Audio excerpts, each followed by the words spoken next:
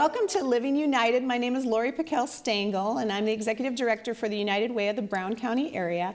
And today we're going to be talking about some current events, a new initiative for community engagement here in Brown County, and it is called Welcoming Communities. It's already started, but we wanted to take this opportunity to bring in someone to tell us a little bit more about it. And we have Julie Hocker here, and she is with... I'm with Region 9. Region 9, and really kind of helping us to learn about how Welcoming Communities works, and maybe give us a little background. Sure. Well, thank you, first of all, for inviting me to share about this great program. What happened in 2018, there was a program that was called RELC, Rural Equity Learning Community, and in the Mankato area, with the partnerships with the Greater Mankato Diversity Council, the University of Minnesota Extension. There is a Center for Vitality, and there is also the Region 9 office. We worked together as partners and brought together small communities, the St. James, the St. Peter area, Waseca, and we brought them in, and their communities were changing, and they had demographics that were changing in their towns. And as small communities start to die off and people move to larger communities, how can you keep people within your towns, and how do you embrace the ethnic groups that are living in your area? So we did that for a year. It went really, really well. We got a good-sized grant from the Blue Cross Blue Shield Foundation, and we put it out there to take the program on the road. And so we are doing this program this year in Sleepy Eye, and we have invited New Ulm and Sleepy Eye and Springfield to come and participate in the same type of a program. Yeah, and I know when I got the call email from Audra about this, I was like, what is this? Yes. What is this? Yes. How did I miss this? This has been going on. And when did you officially kick it off here in Brown County? We started last summer. We started visiting the towns of Sleepy Eye and Springfield and New Ulm, and we talked about the program that took place, the RELC program that took place in Mankato, to see if there was an interest. And Sleepy Eye had heard about it because of some connections with St. James, and they actually sent a letter and said, hey, if you ever do this again, let us know, because we would really like to bring this into our community. So that's where it started. Go Sleepy Eye. Yes. Good job. It was really, really great. And some of the topics, the pertinent topics that were shared, every month there would be a meeting, and that's what we're going to be doing here in the future. And some of the topics are, what is diversity? What is equity? What is inclusion? What is illicit bias? How do we understand what that is? And how do I make my neighborhood more welcoming with everyone that lives there? People in wheelchairs or with disabilities, older adults that live there. It's not just about race or ethnicity, but it can be welcoming communities in all areas. Yeah, and there's so many different demographics that come into play, and a lot of times you don't always think about different groups of people and how they perceive the communities that you hope are welcoming them in. And like you said, with a small rural community like most of us are out here, we need to bring people in. There are jobs that are available, and if people come, don't like it, don't feel welcome, they're going to leave and go somewhere else, and we need them here. That's correct. That's correct. So who should attend this next meeting that's coming up, and what is this next meeting coming up all about? So in November, we had a call out and had all 3 communities come together, and we had an assessment that was done in 7 different sectors of a community. So it included the business sector, it included the healthcare field, education, the nonprofits, the houses of faith, law enforcement. All of those sectors were there, and we wanted people to come in that were police officers and teachers and home business owners and homemakers that were at home.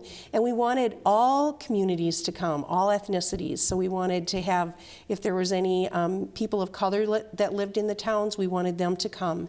And we gathered information and completed an assessment, finding out in each one of these sectors was the community open and inviting and welcoming in that particular sector? So when we get together on the 29th of January, we're going to give the results to each of the communities, and then the communities are going to help us identify, based on the results, what type of topics do you want covered when we bring the cohorts or the monthly meetings to the communities. Once a month we'll have a meeting, and again, all 3 communities will come and they'll all learn. We'll bring different speakers into the community so that they can learn more about how do I become more welcoming? Do I say hello to this person? Or how can I learn about illicit bias, and what does that really mean? And I know I was lucky enough to get in on the assessment portion back in November, and I, for one, sat in on the nonprofit segment, and it was wonderful. I think we had like 20 or 30 people around the table, all different walks of life, different stages in their life, and it was really interesting the things that came up just in that. Very short, it was like an hour or so conversation, and really got me to thinking about what could be better, what are we doing well, and even though I went to the assessment, I got to participate. What if I can't make it to, or I didn't go to that, and I can make it to the January 29th? Am I still welcome to come? You sure are. You're more than welcome. It's open to the public. If you didn't have an opportunity to come that evening the first time in November, or complete the online, we had the assessments online as well, you're more than welcome to come to this next phase 2. It's free of charge through our grant sponsorship. We will plan on having a soup supper, so everybody can have free a hearty soup and salad. We're going to provide that. And we really want to have the input from the communities. Really, if you didn't finish, complete the assessment, please come and still participate in this and kind of learn, put your toe in the water and see if you want to learn more as we start getting the applications out there for the next phase that will happen. Well, it'll be really interesting just to see those things that rose to the surface that are, things that are going well or things that need improvement on, and just how we can grow not only as individuals but as communities. And thank you so much for doing all this work and helping us to grow. I think it's just a really valuable opportunity that we have before us. And how does it continue? So we did the assessment. We're going to see the results. We're going to decide, what are the things we want to tackle, then what?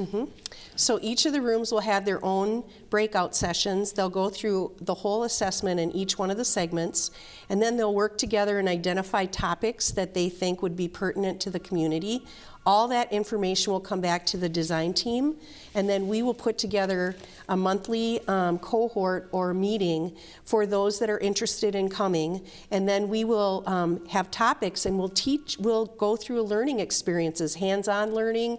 There's some homework that you'll do with your team in your community based on what you're learning. You're going to apply what you learn.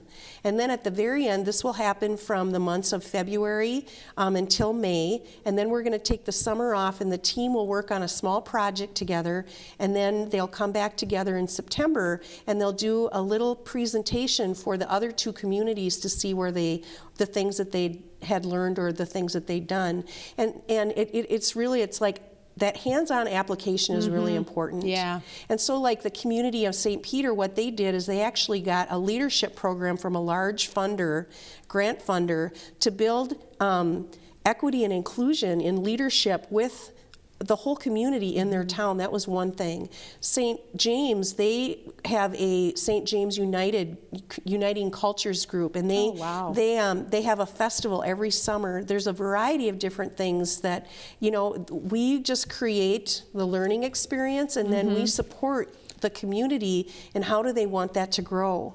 So really, at the end of this whole process, it's just the beginning, really. It is. This is just giving us tools to help us to grow. And I love that just hearing about, and hopefully we can bring on the show some people who have been through this process, maybe some of our neighbors who have seen the whole Right. cycle and now have gone on to building a more welcoming community through different projects. But the ultimate goal at the end is really to change your community, to make it more welcoming, more inviting for everyone that lives there. and growth and prosperity to follow then. Yes, Right, yeah. yes. So I can see how this economically will benefit our communities here in Brown County, and also just to help elevate culturally, just Right. thinking and empowerment that way. And One other thing too is we have the 3 communities that we that we focused on. We have New Ulm and Sleepy Eye and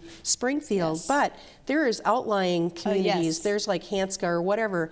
And Comfrey, anyone yeah. that's in the Brown County area, if you shop in New Ulm and you go to the doctor in New Ulm and you look at that as a town that you identify that you're part of, you can be part of this as well Yeah. and come to this event. And then you identify with that specific community. We'll put you in that little small town, and you will share your answers too, because your perspective is important. definitely, yeah. So we want that group to come as well. Very good. Good points. We hope you'll join us for our next Welcoming Communities Assessment Results meeting. It's going to be Wednesday, January 29th, 5:30 to 9 p.m. We'll have a light supper for everybody with some soup and salad. Got to feed you, got to keep the energy up so you can Yes. think. And it'll be at the Sleepy Eye Event Center in Sleepy Eye. And if you would like to RSVP, which if you can, and please bring your friends, bring your neighbors.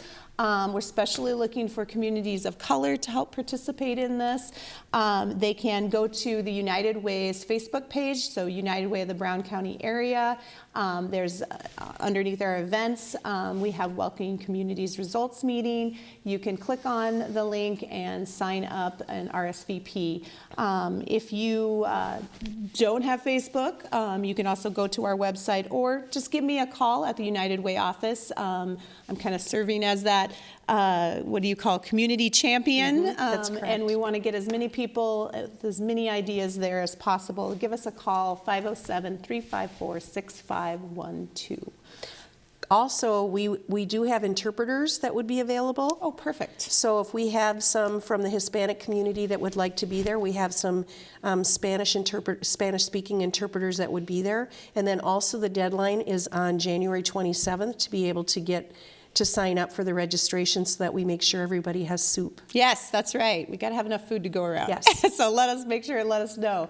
Thank you, Julie, so much for coming on and explaining all of this. I'm sure we'll be hearing more and more about it as we go along, and we'll probably have you on again to talk about where we're at.